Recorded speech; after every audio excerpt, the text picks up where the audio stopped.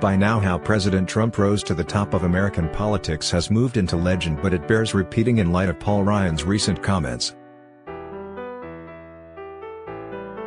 Trump won by exposing the Democrats and the Republicans as frauds and hypocrites on nearly every subject. He exposed them for selling out the American middle class, for allowing China to rise using theft and nefarious practices, and for being against what most Americans are for. It's that simple. Our leaders were working against us every day, not for us. Who can forget when Trump ruined the GOP when he said, "I am not like the rest of these people who want to see people die in the streets, who want to gut Social Security and Medicare." Paul Ryan's stated lifelong goal is to gut these very popular programs, and in fact, Obama was very close to a deal to gut these as well. Point is, we voted to get rid of both parties and elected an outsider, and from day one, according to a new book by Politico reporter Tim Alberta, Paul Ryan fought Trump behind the scenes darn near every day. Good riddance, Paul. From CNN, Saliza, Paul Ryan had plenty to say about Trump in your book. But he never made those critiques as speaker. Did he explain why not to you? Alberta, in his own way, yes. His explanation boils down to the notion that President Trump is erratic, volatile and clueless about government, and that without capable people around him to help steer the ship, it might just sink. Ryan was well aware that the Republican Party, and his own reputation, would suffer by virtue of remaining silent in the face of some of the president's indignities. But he was convinced that the greater risk was to the country itself.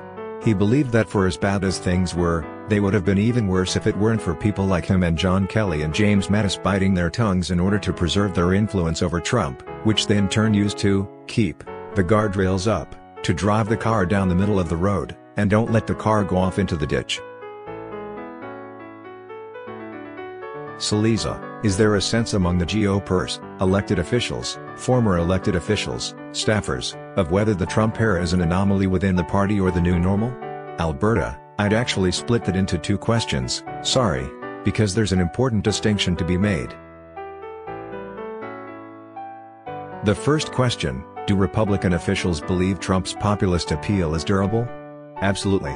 The GOP establishment grew laughably complacent in the post-Reagan years, essentially ignoring the plight of working-class Americans and catering to corporations and the managerial class, making policy that targeted the Wall Street Journal editorial board rather than the Main Street business owner.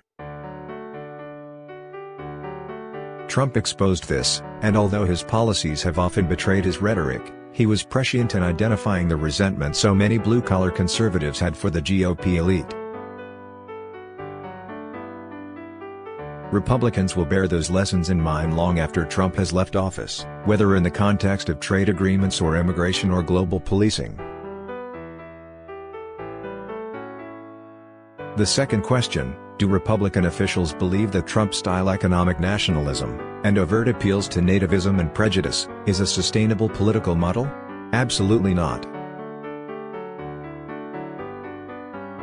One of the Shakespearean ironies of the past decade of Republican politics is the fact that Reince Priebus, as the party's chairman, commissioned an autopsy after the 2012 election, explicitly making the argument that Republicans could no longer rely on the overwhelming support of white voters to win presidential elections.